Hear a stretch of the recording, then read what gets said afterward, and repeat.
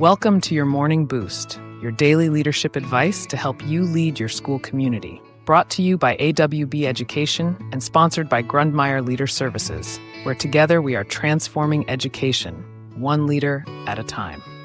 Now here's your host, Adam Bush. Hey everybody, happy Monday and welcome back to your Morning Boost. Today we're going to start a week-long series as we are diving deep into Section 504 of the Rehabilitation Act of 1973. Now, I realize it sounds a little bit dry, but trust me, this law is absolutely crucial for creating an inclusive and equitable learning environment for all students. And frankly, it's the one law that has a small open door in court that leads directly to our pocketbook. So this one's pretty important, and we need to continue to learn a little bit more on 504.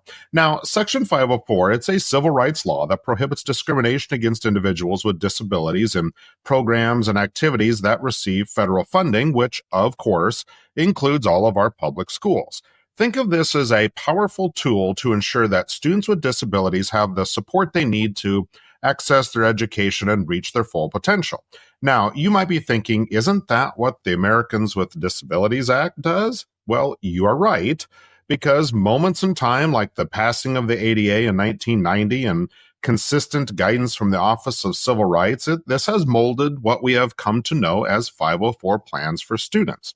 Section 504 itself is really only about 5 sentences. It's not much more than a paragraph. It's simply a foundation that all of our understanding is built off of, why this topic is very difficult for school administrators to understand. This is literally the prime example of, well, it depends on who you talk to. Because ADA focuses more on accessibility in public places like restaurants and stores, while what we have come to learn as Section 504 plans specifically address the needs of students with disabilities in schools. But this guidance really comes from within the regulations of the ADA and ADA Amendments Act of 2008. That guidance is really what gives us the foundation for Section 504. Now, the Individuals with Disabilities Education Act, or IDEA, that is built upon the fundamental principle of providing specially designed instruction to meet the unique learning needs of students with disabilities.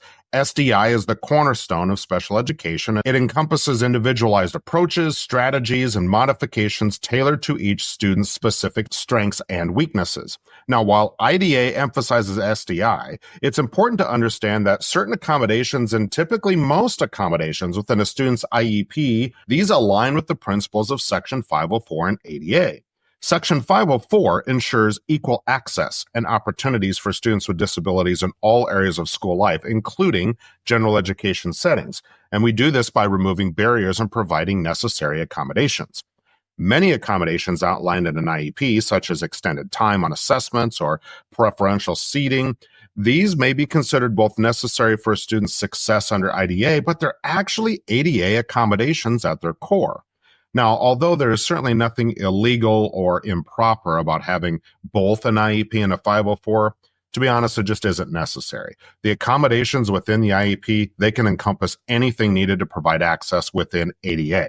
So we just typically roll those things into the same document. Appreciate your time today. If you want some more resources on this, the Office of Civil Rights, their web pages have all sorts of things on 504, and really just taking the time to kind of bone up a little bit on the differences between the two laws. That's a great start within the process of Section 504. Understanding the differences is going to help you out quite a bit. But thank you for joining us today. We will be back again tomorrow with more tips and insights to help you lead your school effectively. Thanks again for listening. We will talk with you again tomorrow. You have been listening to your Morning Boost by AWB Education in partnership with Grundmeyer Leader Services.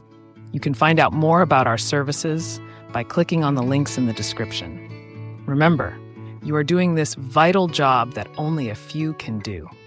So until next time, thank you for your service to your community.